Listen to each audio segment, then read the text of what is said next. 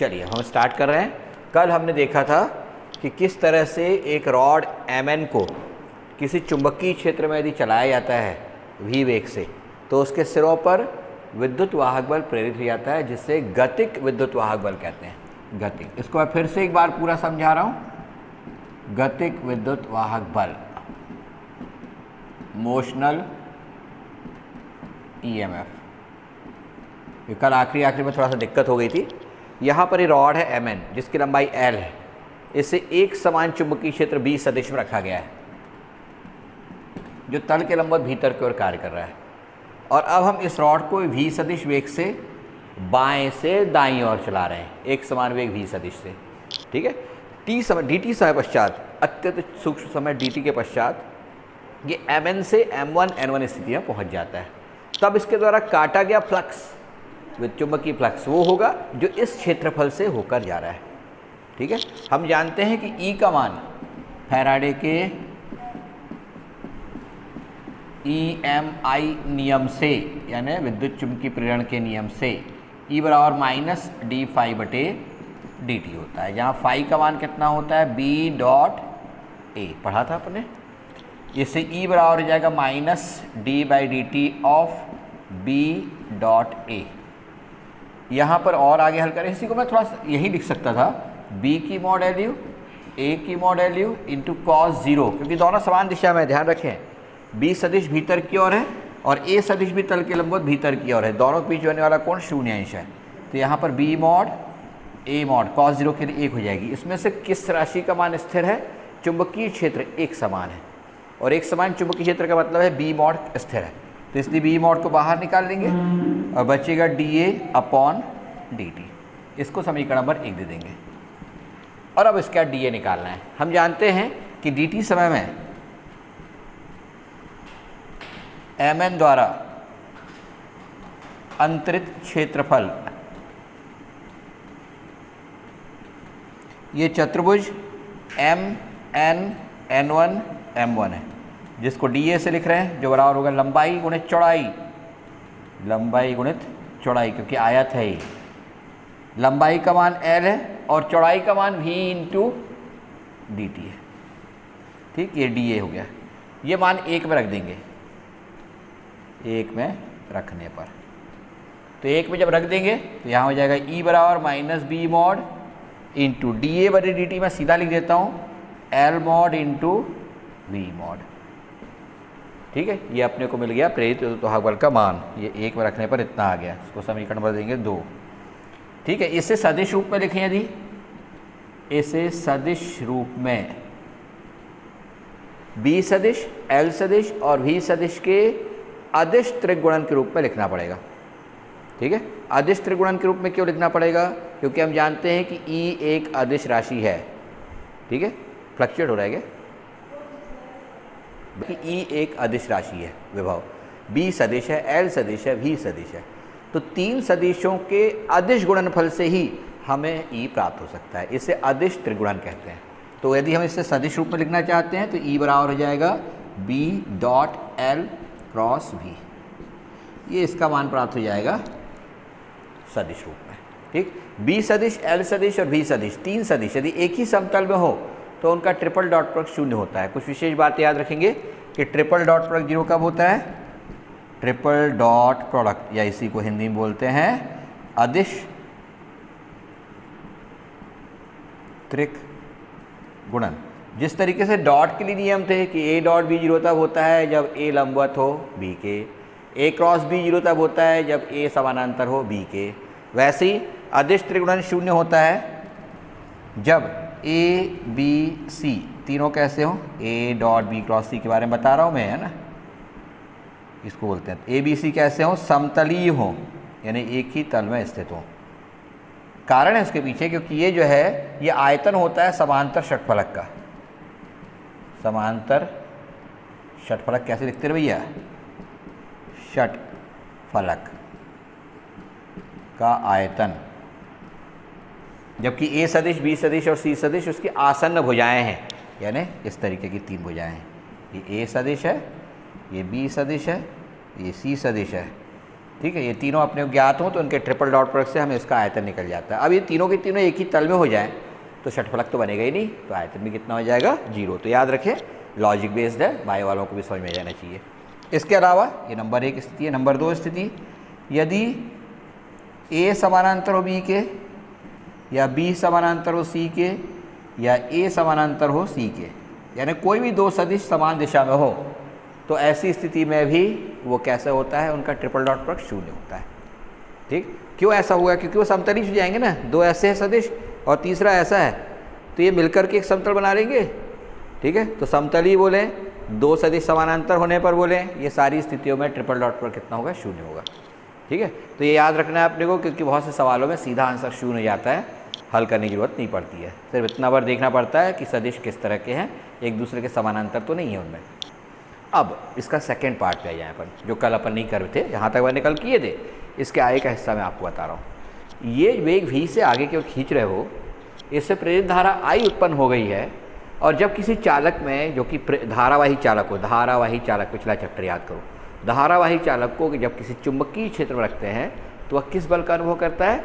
Lorentz बल का। पढ़े थे अपने लॉरेंज बल। उस लॉरेंज बल का परिमाण कितना होता है? लॉरेंज बल FL बराबर होता है IBL साइन थीटा, साइन 90 होगा यहाँ क्योंकि परस्पर लंबवत है। ये लॉरेंज बल होता है, लॉरेंज बल का परिमाण। ठीक, उसकी दिशा कहाँ की ओर होगी? वो निकालेंगे फ्लेमिंग के बाएं हाथ के नियम से, लेफ्ट हैंड रूल से, लेफ्ट हैंड। ये अब ये धारा की दिशा ऊपर की ओर है, चुंबकीय क्षेत्र अंदर की ओर कार्य कर रहा है, तो बल कहाँ कार्य करेगा? बाहर की ओर। ये बाहर की ओर जो लॉरेंज बल कार्य कर रहा है FL सदिश, ये तो वेग को रोकेगा, कम करने का प्रयास करेगा। ठीक है, क्योंकि वेग के विरुद्ध दिशा में कार्य कर रहा है, और हम एक अंदर की ओर खींच ढकेलने की कोशिश कर रहे हैं, लॉरेंज बल बाहर की ओर ढकेलने की कोशिश कर रहा है। लेंज के नियम से ऐसा होना ही चाहिए था।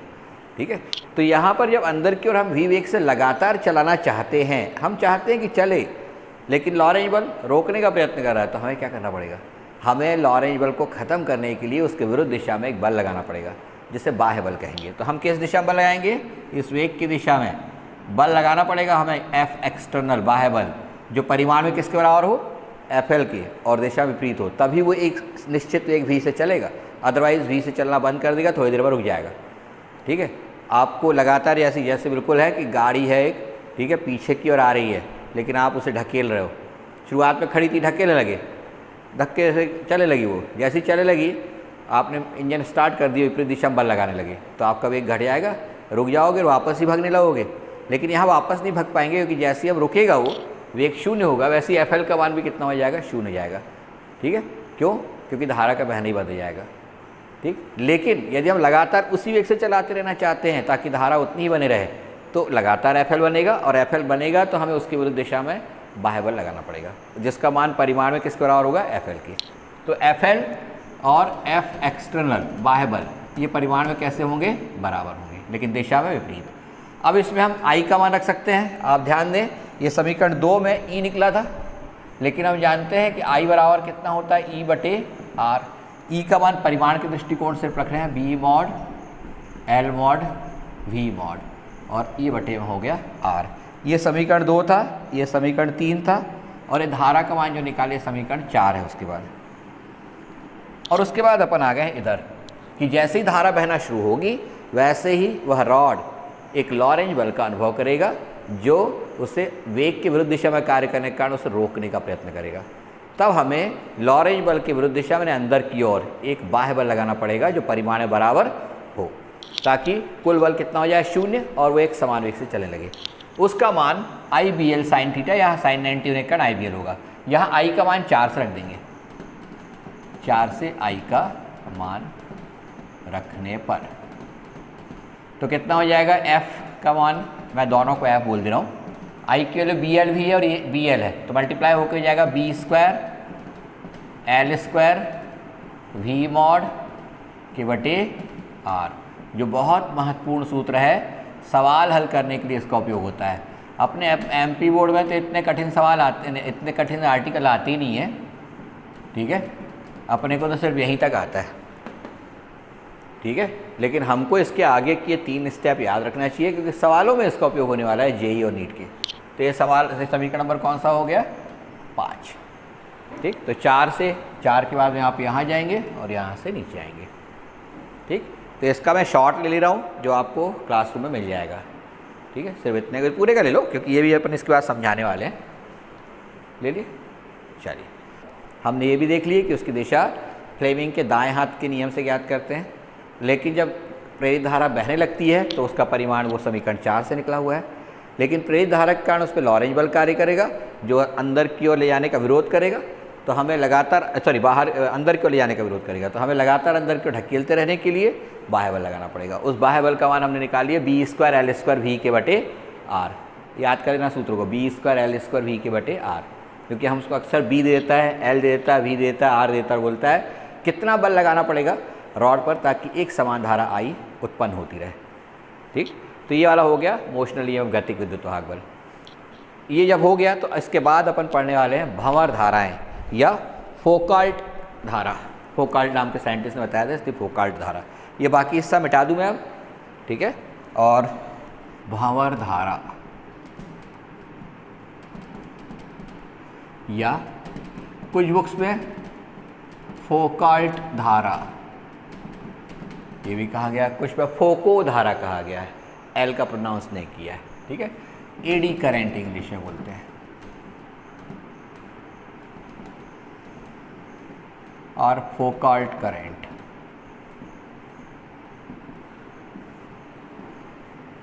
मुझे एक और चित्र बनाना पड़ेगा इसमें।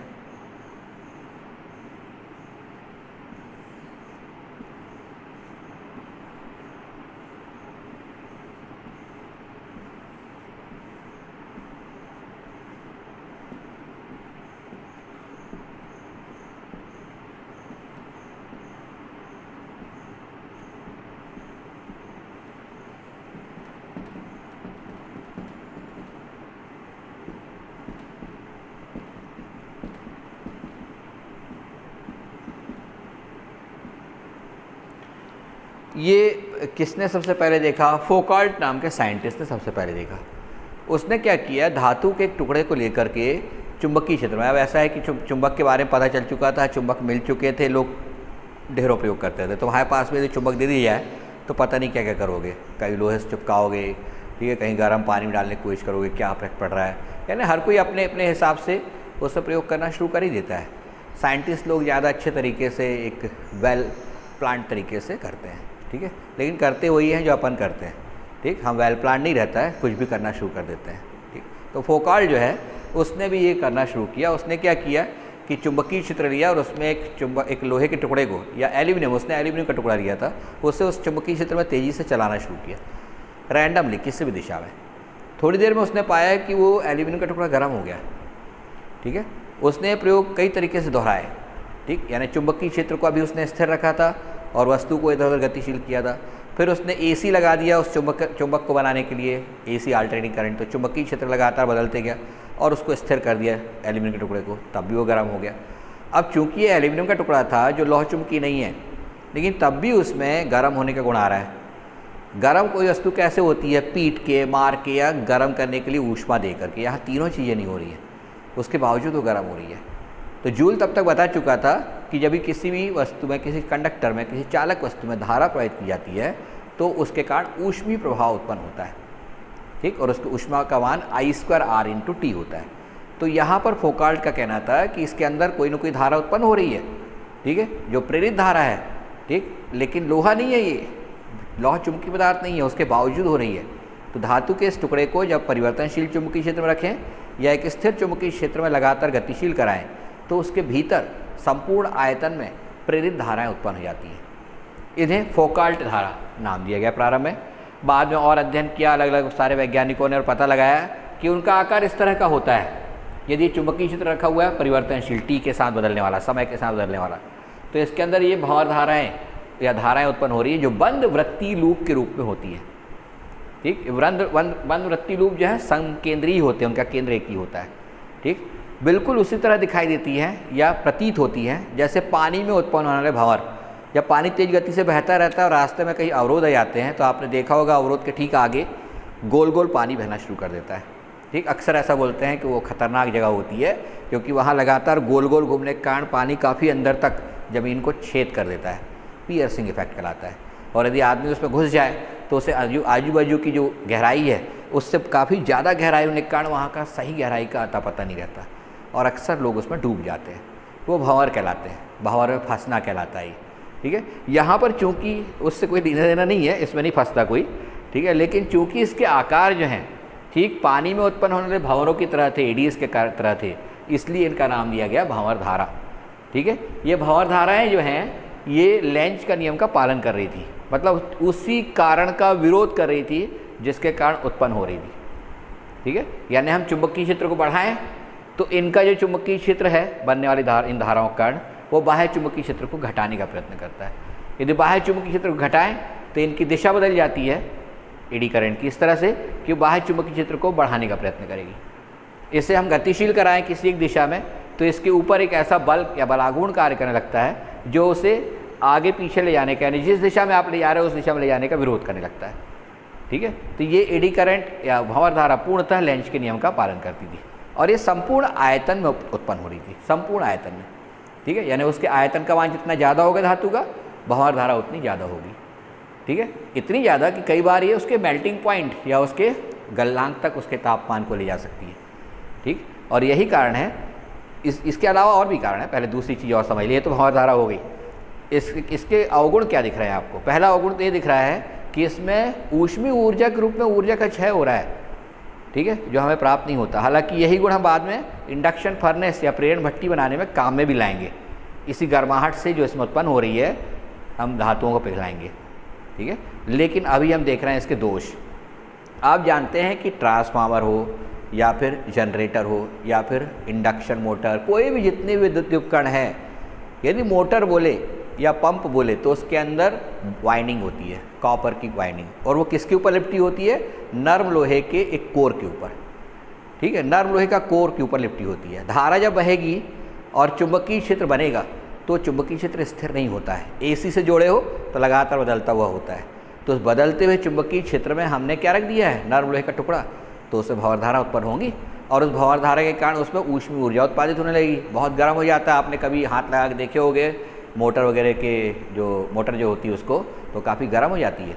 तो गर्म होने के पीछे सिर्फ जूल के नियम से I²RT नहीं होता, एडी करंट या भंवर धाराएं ये बहुत बड़ा कारण होता है। ठीक है, भंवर धाराएं जो होती हैं वो उसको गर्म कर देती हैं। तो हम नहीं चाहेंगे कि ज़्यादा गर्म हो, क्योंकि विद्युत ऊर्जा का ही कुछ हिस्सा उसमें खराब हो रहा है, क्षय हो रहा है। तो इसको कम करने के लिए कुछ उपाय किए जाते हैं। ठीक, उन उपाय को समझने के पहले एक छोटा सा जानकारी ले लें।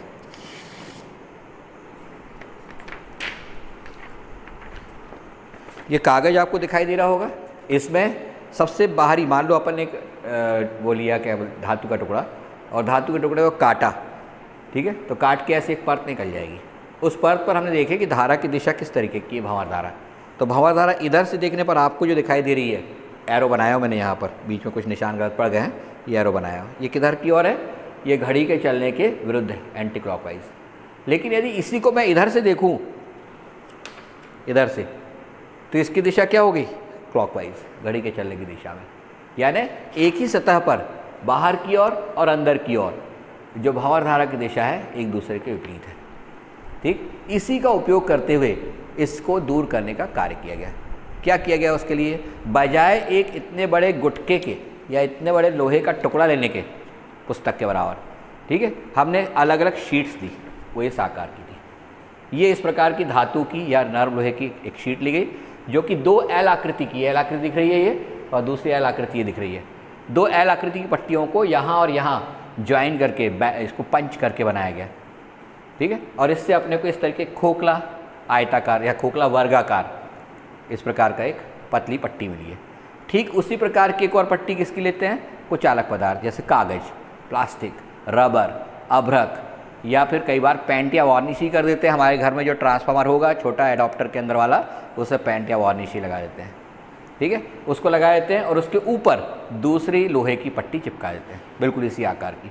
इस तरह से एक के ऊपर एक, एक के ऊपर एक, कई पट्टियाँ चिपका करके इस तरीके की आकृति प्राप्त हो जाती है। ठीक, बीच में जो लेयर दिख रही है वो कुचालक है। तो इस तरह से हमें पटलित क्रोड मिल जाता है, इसको बोलते हैं पटलित क्रोड। ठीक, एक लोहे की पट्टी लिए, उसके पीछे साइड को उसी आकार की एक कागज़ की पट्टी चिपका दिए, उसके पीछे फिर लोहे की पट्टी है, फिर उसके पीछे कागज़ की पट्टी है। अल्टरनेटिवली इस तरह से एक के ऊपर एक कई पट्टियाँ रख दी जाती है और उन्हें विशेष विधियों से पंच कर दिया जाता है, दबा दिया जाता है ताकि वो एक दूसरे से जुड़ जाए। साधारणतः हल्का गर्म करके करते हैं तो आसानी से चिपक जाती है। पेंट वार्निश का उपयोग करते हैं, वो आसानी से चिपकाने में काम आते हैं। ठीक है, कई बार इंसुलेटिंग मटेरियल का ऐसा यूज़ करते हैं कि वो एडेसिव यानी चिपकाने वाले पदार्थ भी उसमें हो। जब ये चिपक गया, इस तरह की आकृति मिल गई तो उसको क्रोड बोलते हैं। इसके इस आर्म पर, भुजा पर और इधर वाली भुजा पर हम कॉपर की कुंडलियों को लपेट सकते हैं। ठीक, मेरे पास शायद था यहाँ पड़ा हुआ, वो ट्रांसफार्मर लगा हुआ था उसमें, वो रखा क्या वो पेनेकल का जो था उसमें ट्रांसफार्मर नहीं लगा क्या? नहीं है इसमें, एक अलग से था, फिर कभी से दिखाऊंगा। आप लोग घर में देख सकते हो, किसी के आप पुराना अडॉप्टर पड़ा हो, ठीक है, ख़राब हो गया हो, जो पता चला अच्छा वाला तोड़ के बता दिए सर ने बोले थे। ठीक है, पुराना वाला अडॉप्टर हो तो उसको तोड़ देना, निकालना उसके स्क्रू नट बोल्ट सही तरीके से, अंदर तुमको ट्रांसफार्मर दिखेगा। ठीक, उसमें इस भुजा पर, इस भुजा पर प्लास्टिक जैसा कुछ चढ़ा हुआ दिखेगा, ठीक, कवर जैसा। उसको खोलोगे तो उसके अंदर तुम्हें कॉपर की कुंडलियाँ दिखाई देंगी। ठीक है, तो वो इंसुलेटेड या पृथक्कृत तांबे की कुंडली होती है। तो ये क्रोड इस तरीके से बनाने से क्या होता है, सामने वाली सतह तो दिख रही है, उस पर तो एडी करंट होगा, लेकिन अंदर वाली सतह में जो एडी करंट प्रोड्यूस हुआ है, बना है, वो उसके भीतर उपस्थित दूसरी जो सतह है, ये एक हुई और दूसरी सतह, बीच में कागज़ डाल दिया गया है, तो इसकी इस वाली सतह पर जो भंवरधारा है और इसकी इस वाली सतह पर जो भंवरधारा है, एक दूसरे के विपरीत दिशा में, वो एक दूसरे को काट देंगी। तो इस तरह से इसके भीतर सभी जो एडी करंट है उनके कारण चुंबकीय क्षेत्र कितना हो जाएगा, 0, और वो एक दूसरे के प्रभाव को समाप्त कर देंगी। तो अब भंवरधारा केवल कहाँ बचेगी, सबसे बाहरी सतहों पर बचेगी। इस तरह से हम पटलित क्रोड का उपयोग करके भंवरधारा के मान को कम कर सकते हैं। ठीक, एक तरीका तो ये हुआ जो सबसे ज़्यादा उपयोगी है, सबसे ज़्यादा इसी का उपयोग किया जाता है। ठीक है, कि हम भंवरधाराओं को कम करने के लिए नर्म लोहे की पतली पत्तियों को एकांतर कम में कुचालक पदार्थ को रख करके, एक के ऊपर एक रख करके एक गट्ठा जैसा बना लेते हैं, और उस गट्ठे से प्राप्त होने वाले इस क्रोड को पटलित क्रोड कहते हैं, नर्म लोहे का पटलित क्रोड जो बनाया गया है। ठीक, इससे मैंने बताया कि जो अंदरूनी सतहों में जो उत्पन्न होने वाली बल रेखाएँ हैं, चुंबकीय बल रेखाएँ, वो एक दूसरे के विरुद्ध दिशा में होती है, क्योंकि भंवरधाराएँ विरुद्ध दिशा में होती है, और वो एक दूसरे के प्रभाव को नष्ट कर देती है, और इसके कारण सिर्फ बाहरी सतह पर ही भंवरधारा बचती है। तो अब पूरे आयतन में न होकर भंवरधारा कहाँ होगी, सिर्फ सतह पर अत्यंत कम हो जाएगी। इसके अलावा एक और विशेष विधि का उपयोग करते हैं, जिसमें हम विशेष प्रकार के स्टील का उपयोग करते हैं, जिसको CRGO स्टील या cold rolled grain oriented steel कहते हैं। विशेष प्रकार का स्टील होता है, इसे इस प्रकार से गर्म अवस्था, ठंडी अवस्था में इस तरीके से उसके पर दबाव डाला जाता है कि उसके अंदर जो डोमेन नाम की संरचनाएं होती हैं वो बिखर जाती है। ऐसी संरचनाएं होती हैं जिनका प्रतिरोध अन्य संरचनाओं से कम होता है। मैं समझा दूँ उसको छोटा सा, हल्का सा। यदि अपन बोल रहे हैं भंवरधारा यहाँ से बह रही है इस तरीके से, क्यों बह रही है, धारा कहाँ बहती है, हमेशा धारा न्यूनतम प्रतिरोध वाले मार्ग से होकर बहती है। यदि उनके पास दो रास्ते हों, एक अधिक प्रतिरोध वाला और एक कम प्रतिरोध वाला, तो ज़्यादा धारा कहाँ से बहेगी, जहाँ कम प्रतिरोध है। यहाँ पर भी क्या होता है, पदार्थ के भीतर ही ऐसी आणविक संरचनाएं होती हैं जहाँ पर उनके प्रतिरोध का मान बाकी हिस्सों से कम होता है, तो धारा उन परिपथों से या उस बंद हिस्सों से होकर बहने लगती है, और इसलिए इसकी आकृति इस बंद लूप के रूप में होती है। यदि हम संरचना को तोड़ दें, ठीक है, तो ये ऐसे कम प्रतिरोध वाले हिस्से नहीं मिलेंगे उसको, और इसलिए भंवरधारा का बनना कम हो जाएगा या समाप्त हो जाएगा। तो इसके लिए cold rolled grain oriented steel का उपयोग करते हैं। ठीक है, तो ये विशेष प्रकार का स्टील होता है CRGO, जिसका उपयोग करते हैं। लेकिन हम इसका उपयोग हमारे सिलेबस के हिसाब से सिर्फ नहीं करेंगे, सिर्फ इसका करेंगे। ठीक है, पटलित क्रोड का, लेकिन आपको याद रखना चाहिए, ध्यान रखना चाहिए। ठीक है, तो पटलित क्रोड का उपयोग करके भंवरधाराओं के मान को कम किया सकता है। तो ऐसी स्थिति में उसके संपूर्ण आयतन में बंद वृत्तीय लूप के आकार में, ठीक है, समकेंद्रीय लूपों के आकार में प्रेरित धाराएं उत्पन्न हो जाती हैं। ये प्रेरित धाराएं फोकाल्ट करंट या एडी करंट कहलाती हैं। इनकी दिशा लेंज के नियम का पालन करती है। ठीक है, ये समकेंद्रीय लूप में बहने वाली धाराएं पानी में बनने वाले भंवरों के समान होती है, इसलिए इसे भंवरधारा भी कहते हैं। इनके कारण ऊष्मीय ऊर्जा उत्पादित होने लगती है और वस्तु गर्म हो जाती है, यानी लॉस होता है, क्षय होता है।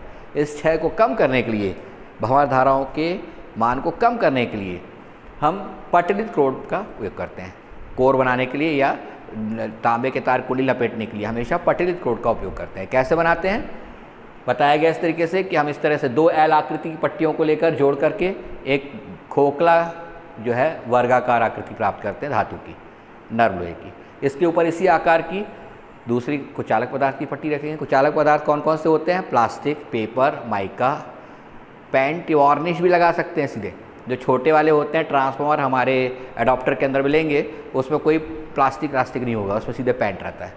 ठीक है, तो ये पेंट लगा देते हैं और उसके ऊपर दूसरी पट्टी चिपका देते हैं, फिर पेंट लगाते हैं, उसके ऊपर दूसरी पट्टी चिपका देते हैं। इस तरीके से हमें एक पटलित क्रोड जो घनाभाकार, खोखले घनाभाकार आकृति का होता है, मिल जाता है।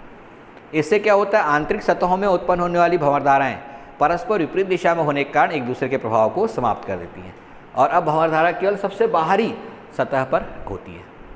ठीक है, तो ये हो जाएगा भंवरधारा को कम करने के उपाय। अब भंवरधाराओं के उपयोग भी हैं ढेर सारे। सिर्फ भंवरधाराएं हानिकारक हैं तो उससे हमने ख़त्म कर दिए, ठीक है, उसके क्षय को कम कर दिए, लेकिन भंवरधाराओं के उपयोग भी हैं। ठीक, और उपयोग में सबसे महत्वपूर्ण उपयोग है कि इनकी सहायता से इलेक्ट्रिक ब्रेकिंग की जाती है। जितनी ट्रेन है, मालगाड़ियाँ जितनी भी हैं, आप जानते हैं सब आज विद्युत से चल रही है। ठीक है, तो इस विद्युत का ही उपयोग कर लिया जाता है उसकी ब्रेकिंग करने के लिए। तो कैसे किया जाता है, एक छोटे से चित्र में समझा देता हूँ। मत बोलना कि बिल्कुल ऐसे ही होता है क्या। ठीक है, सिद्धांत वही होता है जो मैं बनाऊँगा। ठीक, ये पहिया है, इस पहिए के एक्सल पर इस तरीके से एक ड्रम लगा दिया जाता है। ठीक, यहाँ पर भी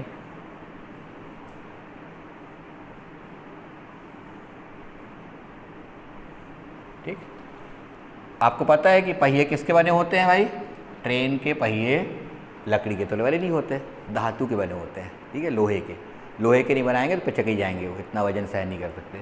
विशेष प्रकार के अलाय यूज़ करते हैं आजकल, मिश्र धातुएं।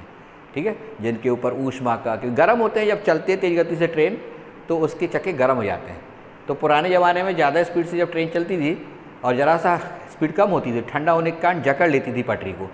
ठीक है, जिससे एक्सीडेंट होने के चांस होते थे, जैमिंग हो जाती थी। ठीक, तो इससे बचने के लिए आजकल एलॉय का यूज़ करते हैं। ठीक, ऐसे एलॉय का, और ऐसी पटरियों में भी ऐसे पदार्थ डाले जाते हैं कि दोनों का विस्तार बिल्कुल एक जैसा होता रहे। ठीक है, होता क्या है कि चक्के तो लगातार गर्म रहते हैं, लेकिन पटरी जहाँ से गुजरोगे सिर्फ उतने हिस्से में तुरंत उतनी गर्म नहीं होगी। तो इन सब चीज़ों का बहुत ध्यान रखा जाता है, टेक्नोलॉजी है पूरी है। ठीक है, तो लेकिन आपको मालूम होना चाहिए कि धातु के ही बने होते हैं, विशेष प्रकार के मिश्र धातुओं के। ये एक्सल के अंदर क्या करते हैं? एक्सल के अंदर एक रॉड रहती है, ठीक, जो कुचालक पदार्थ की बनी रहती है। इसके ऊपर तांबे के तार की कुंडली, पृथक्कृत कुंडली लपेट दी जाती है, ढेर सारी। अब मैं अंदर ही अंदर लपेट रहा हूँ यहाँ पर। ठीक, इस तरीके से लपेट दी जाती है। इससे फेरों की संख्या हजारों में होती है। इसका संबंध एक बैटरी से होता है। आपको पता होना चाहिए जितनी भी ट्रेन्स होती हैं, लोकल इस टाइप की ट्रेन होती है इलेक्ट्रोमोटिव वाली, उनमें एक इंजन के ठीक पीछे बैटरी रूम होता है ढेर बड़ा। उसमें ढेर सारी बैटरियाँ रखी रहती है जो लगातार चार्ज होती रहती हैं, और उसका काम 2 ही होता है, एक तो ब्रेकिंग के लिए, और कभी कभी इसकी जो मान लो बेल लाइन कट गई किसी कारण से, थोड़ी देर तक के वो चलाती रहती है, उसको अपनी तरफ से ऊर्जा देती रहती है। ठीक है, तो ये दोनों काम उसके होते हैं। तो ये की है, इसके साथ एक रियोस्टेट लगा रहता है। ठीक, रियोस्टेट से वो धारा के मान को कम ज़्यादा कर सकता है। ठीक, एक मीटर लगा रहता है जिससे उसको पता चलता रहता है स्पीड कितनी कम ज़्यादा हो रही है, उसको कितनी रियोस्टेट को कहाँ से कहाँ तक ले जाना है, ये धारा के मान पर और कितनी जल्दी रोकना है उस पर डिपेंड करता है। जैसे ही उसने कुंजी दबाया, धारा बहना शुरू हुई, तो यहाँ पर चुंबकीय क्षेत्र बन जाएगा। ठीक, और इस चुंबकीय क्षेत्र में चक्के स्थित हैं जो धातु के बने हुए हैं। ठीक, और लगातार घूम रहे हैं। मैंने क्या बताया था, जब किसी धातु के टुकड़े को किसी चुंबकीय क्षेत्र में चलाया जाए, यहाँ धातु का टुकड़ा जो है ये चुंबकीय क्षेत्र में चल रहा है, तो इस धातु के टुकड़ों पर भंवरधाराएं उत्पन्न हो जाएंगी। लेंज के नियम से उसी कारण का विरोध करेंगे जिसके कारण उत्पन्न हो रही है। किस कारण से उत्पन्न हो रही है? इस चक्कों के घूमने के कारण। चक्के नहीं घूमते तो एडी करंट नहीं बनता। ठीक है, तो यहाँ पर ये चक्कों के घूमने के कारण उत्पन्न हो रही हैं। तो चक्कों के घूमने के कारण उसमें जो भंवरधाराएं उत्पन्न हो रही हैं वो उसके विरुद्ध दिशा में, यानी घूमने के विरुद्ध दिशा में बलाघूर्ण उत्पन्न कर देंगी, जिसके कारण इसकी स्पीड कम होने लगेगी। आप जैसे जैसे धारा का मान बढ़ाओगे, चुंबकीय क्षेत्र बढ़ेगा, बलाघूर्ण का मान भी बढ़ते जाएगा और जल्दी से रुक जाएगी। ठीक है, धीरे धीरे करके बढ़ाओगे, बिल्कुल स्मूथ तरीके से बिना झटके के ट्रेन रुकेगी। ठीक, ये एक अकेले इंजन एक अकेले चक्के में नहीं लगाते भाई, है ना। कोई ऐसा नहीं है कि सब इंजन को रोक दिए तो पूरी ट्रेन रुक जाएगी। पता नहीं क्या होगा यदि अकेला इंजन रुक गया तो पीछे की पूरी ट्रेन उलार होकर सामने जाएगी। ठीक है, सारे डब्बे तो ऐसा नहीं करते, सारे चक्कों में ये इस तरीके से लगे रहते हैं, पूरे लास्ट चक्के तक तार बिछे हुए रहते हैं। ठीक है, जब धारा प्रवाहित करते हैं तो पूरे चक्कों के एक्सल में इस तरीके से धारा बहती है और सब में एक निश्चित तरीके से बलागुण उत्पन्न होने के कारण एक धीरे धीरे करके वो रुकती है, झटके नहीं लगते। ठीक है, तो ये इलेक्ट्रिक ब्रेकिंग कहलाती है। आजकल इलेक्ट्रिक ब्रेकिंग बहुत सारे व्हीकल्स जो कि इलेक्ट्रिक से चलते हैं उनमें भी काम आने लगे हैं। ठीक है, कार वगैरह जो आजकल आ रही है इलेक्ट्रिक वाली, उनमें भी इस तरीके की ब्रेकिंग यूज़ होने लगी है। ठीक है, इवन जो हाइब्रिड वाले जो वाहन हैं, जो डीजल से भी चलते हैं, पेट्रोल से भी चलते हैं और इलेक्ट्रिक से भी चलते हैं, अब अगली बार अगला जो जनरेशन आएगा उसमें सोलर से भी चलेंगे, तो उन सब में ब्रेकिंग जो होती है इलेक्ट्रिक होती है।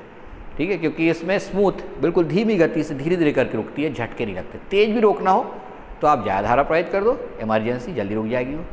ठीक है, लेकिन झटके नहीं लगने के कारण और साथ ही साथ इसमें वियर एंड टीयर नहीं होता, क्योंकि घिसती नहीं है कोई चीज़। रोलिंग धीरे धीरे कम होती है, रोलिंग धीरे धीरे कम होना और तेज़ी से उसको रगड़ करके रोकना, इन दोनों में अंतर है।